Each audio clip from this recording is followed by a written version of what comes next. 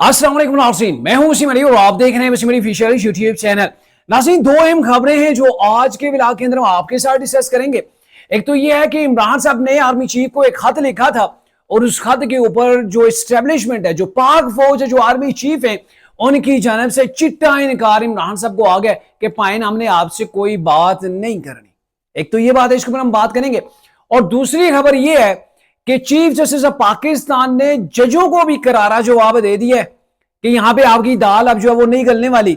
और स्पेशली जो इंसाफी जजेस हैं, इंसाफी जजेस समझते ना आप, अगर जो इंसाफी जजेस हैं उनका जो मामला है ना, फिर उनका प्रोग्राम वो आगे आप समझ ले डैश डैश वाला। तो ये क्या तफसीलात हैं, ये आज के व्लॉग के अंदर हम आपके साथ डिस्कस करने जा रहे हैं। आगे बढ़ने से पहले आपसे वही रिक्वेस्ट है कि अगर आपने अभी तक हमारे चैनल को सब्सक्राइब नहीं किया तो काइंडली अभी हमारे चैनल को सब्सक्राइब कर लें और बेल आइकन को प्रेस करना मत भूलिएगा। नाज़रीन, मामला यह है कि इमरान साहब की अगर बात करें इमरान साहब के हवाले से, तो उन्होंने गुज़िश्ता रोज जो है वो आर्मी चीफ को खत लिख दिया था। और इस खत के हवाले से मैंने पहले आपको कहा था कि ये दस्तक दी जा रही है आर्मी चीफ के दरवाजे के ऊपर कि पाइन अगर यहां से दरवाजा खुल गया तो साड़ी फिर सतना खैर ने, लेकिन ऐसा नहीं हुआ।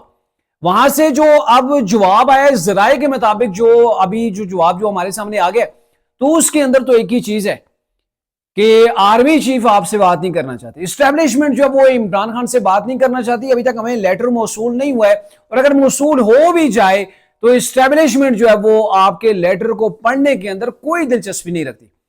उन्होंने सीधा दिखा दिया है सियासतदानों को रास्ता, उनको तरीके इंसाफ को ही नहीं कि आप जाए सियासतदानों के पास जाके बैठे, आप जो है वो गवर्नमेंट के साथ जाके बैठे। अगर आपको कहीं पर कोई प्रॉब्लम है तो उनसे बात करें, हमारे साथ आपका कोई लेना देना नहीं है।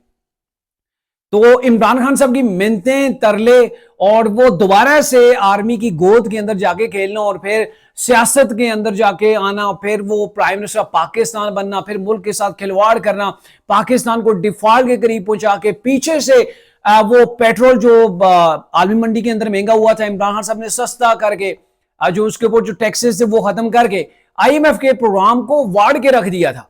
और फिर गोया उन्होंने लास्ट के ऊपर जाके ना पाकिस्तान को एक धक्का दे दिया था कि अब तो पाकिस्तान गैर डिफॉल्ट हो गया। लेकिन ये सारी चीजें वो अल्लाह ने किया कि सब चीजों के अंदर पाकिस्तान की बचत हो गई। अच्छा, उन्होंने तो कह दिया कि भाई हमारी तरफ आपको आने की जरूरत नहीं है, ये लाड़ियां प्यार जहां से आपको पहले मिलता था वो दरवाजे बंद हो चुके हैं, तो आप जाएं सियासतदानों से जाके बात करें अगर कोई बात आपको करनी है। और एक चिट्टा सा जवाब भी दे दिया गया कि आप हमें मशवरे ना दें, आपके मशवरे के बिना भी हम जो है वो हर चीज को समझते हैं। आप मशवरे ना दें कि ये पॉलिसी चेंज करें, यहां से ये करें, जो है वो अदलिया को ऐसे देखें, गवर्नमेंट को, ये चीजें नहीं है। आप ये अपने मशवरे जो है वो अपने पास रखें। और मेरे ख्याल में बड़ी वैलिड जो है वो पॉइंट उठाएगा। एक तरफ तो इमरान साहब जमहूरी बनने का एक नाकाम किस्म का नाटक करते हैं, और दूसरी जानब वो सियासतदानों से बात करने के बजाय वो जाके गेट नंबर 4 खड़काते हैं, वहां पे जाके दस्तक देते हैं कि हाँ भाई कोई रिलीफ है, मैं तो आपके दर का गुलाम बैठा हूं, एक बार आजमा के देख लें। तो वहां से रिजेक्ट हो गया। दूसरी खबर जो चीफ जस्टिस के बारे से मैंने आपको दी है वो ये है कि इस्लामाबाद हाई कोर्ट के 7 जजेस ने दस्तखत करके जो वो सुप्रीम कोर्ट को एक खत लिखा था, चीफ जस्टिस को, यानी कि, तो उस खत के अंदर ये कहा था कि ये ट्रांसफर जजेस की जो करके इस्लामाबाद हाई कोर्ट के अंदर आप न लाएं। लेकिन चीफ जस्टिस का इसके ऊपर जवाब आ गया। चीफ जस्टिस ने ये कह दिया उनको दो टोक अंदाज के अंदर कि ये जो जजेस की ट्रांसफर है बिल्कुल आईनी है, इसके ऊपर मैं बोल नहीं सकता और नहीं मैं बोलूंगा। ये बड़ा खुशायद अमल है कि एक बलोची बोलने वाला, एक सिंधी बोलने वाला वो इस्लामाबाद हाई कोर्ट के अंदर आ रहा है, और इस्लामाबाद हाई कोर्ट वफाक की इकाई है। ये तमाम सूबों का इसके ऊपर हक है कि तमाम सूबों की नुमाइंदगी इसके अंदर मौजूद हो। बल्कि उन्होंने तो ये तक कह दिया कि मजीद जो जजेस आएंगे ना उनको भी हम वेलकम करेंगे। मैं तो चाहता हूं कि मजीद जजेस जो है वो इस्लामाबाद हाई कोर्ट के अंदर दीगर सूबों से भी आए। तो यहां पर क्या हुआ, जो इंसाफी जज थे ना उनको चिट्टा जवाब यहां पर भी मिल गया कि अब सिस्टम के साथ कोई ऐसी चीज की जो वो इजाजत नहीं दी जाएगी जो आप आइन से बाहर जाके करें। ये आपको मैं बता दूं जबान ज़द आम है कि अब वो सिस्टम जो इमरान खान साहब की कहीं पर सहूलतकारी कर रहा था ना, उस सिस्टम का मक्कू ठप के रख दिया गया है। अब किसी इदारे के अंदर किसी जगह पर भी वो जो इमरानदार लोग थे ना उनको निकेले डाली जा रही हैं।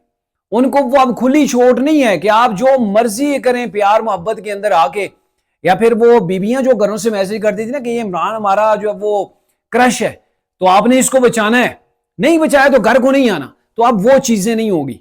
अब हर सिस्टम के अंदर चीजों को देखा जा रहा है और सिस्टम जो है वो तगड़ा हुआ है। अभी आपको मैं बताऊं ना, इमरान साहब ने तो खत के अंदर लिखा पाकिस्तान की मैशत डूब गई है। सर पिछले 10 साल 2015 से लेकर ये भी 2024 एंड हुआ है, 2025 स्टार्ट हो गया, तो उसकी कम तरीन सतह के ऊपर महंगाई आ गई है, और महंगाई जो आ गई है 2.6 के ऊपर आ गई है।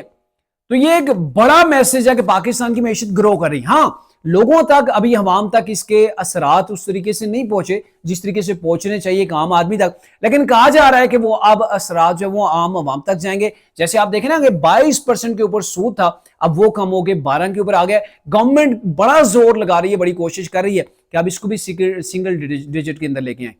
अगर मैशत बेहतर ना हो रही हो, इकानमी जो है वो सर्वाइव ना कर रही हो, तो फिर जो होता है कि ये महंगाई की शरह भी वो ऊपर जाती है, और इसके साथ साथ सूद की जो शरह है वो भी बढ़ती जा रही है, फिर वो बढ़ जाती है। लेकिन फिलहाल क्या हुआ है, इमरान खान साहब के जाने के बाद 22% के ऊपर पहुंच गया था सूद, और वो कम होता हुआ अब 12 पे आ गया।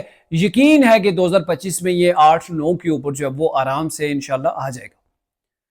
तो ये वो चीजें थी जो शॉर्ट सी खबरें थी, मैंने आप तक पहुंचानी थी, वो आज के ब्लॉग के अंदर आप तक पहुंचा दी। अगले ब्लॉग तक के लिए इजाजत दीजिए। अल्लाह हाफिज।